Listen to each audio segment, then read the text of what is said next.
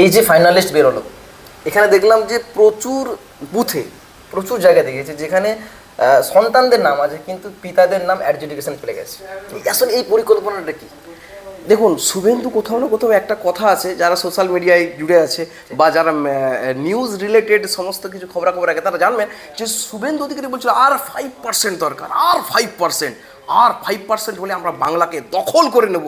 তার মানে কোথাও না কোথাও আপনার মনে হয় না যে এই 5% যেন তেন প্রকারে আমার কাছে নিয়ে আসা? তাহলে 5% যদি না আসে, তাহলে 5% যদি তৃণমূলের ভোট কাটতে পারি তাহলেই তো কেল্লা ফতে। তো সেই জায়গা থেকে তৃণমূলের যদি 5% যদি ডিক্রিজ করি, তৃণমূলের যদি 5% যদি বিয়োজন করতে পারি, তাহলে বিজেপি এ জায়গায় ক্ষমতা আসবে আর আমি শুভেন্দু হবু মুখ্যমন্ত্রী হব। সেই জায়গাকে ইমপ্লিমেন্ট করার জন্য যখন প্রথম দেখলো যে আমি এসআইআর করব, সম্পূর্ণরূপে মুসলমানদের একটা বৃহৎ অংশ বাংলাদেশমুখী হবে, কিন্তু দেখলো না মতুয়াদের এই নামগুলো ঢুকে গেছে, শুভেন্দুর মাথায় চড়কা পড়ে গেছে, বিজেপির মাথায় চড়কা পড়ে গেছে।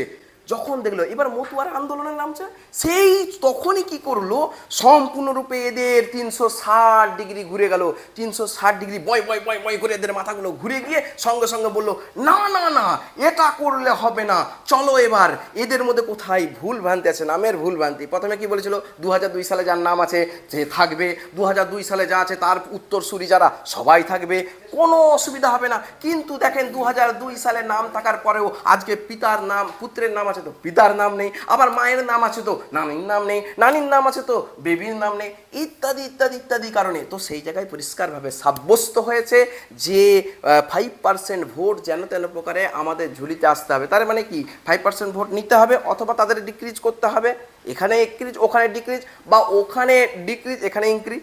তো সেই জায়গাটাকে ক্লিয়ার করে দিয়েছে বিজেপি। আচ্ছা বলুন তো, শুভেন্দু অধিকারী কী করে জানলো? এসআইআর হয়নি বলছে 1,20,00,000 বাদ, শ্রমিক ভট্টাচার্য বলছে 1,20,00,000 বাদ, সুকান্ত মজুমদার যে কিনা ভেগধারী প্রফেসর সে বলছে 1,20,00,000 বাদ, তারপরে এই নতুন বিজেপির যিনি সভাপতি হচ্ছেন নবীন কি একটা নাম আমি ভুলে যাচ্ছি, তো সেও বলছে 1,00,00,000। আচ্ছা এই তথ্য ওদের কাছে আসলো কি করে? মানে পরীক্ষা দিয়েছি, রেজাল্ট আউট হয়নি, তার আগে এরা রেজাল্ট আউট করেছে। তার মানে বাঙালিকে বুঝতে হবে যেমনভাবে বাঙালিদের উপর একসময় অত্যাচার করেছিল এই উত্তরাখণ্ডের লোকেরা, এই মারাঠার লোকেরা, যারা বাঙালিদেরকে কতল করেছিল, বাঙালিদেরকে হত্যা করেছিল, বাঙালিদের মা বোনদের ইজ্জত লুটেছিল, বাঙালি সম্পদকে লুটেছিল, সেই ইতিহাস আপনার আমার জানা নেই বলে আজকের বাঙালিদের একাংশর ব্রেনকে ওয়াশ করে বিজেপি সেটাকে কাজে লাগিয়েছে।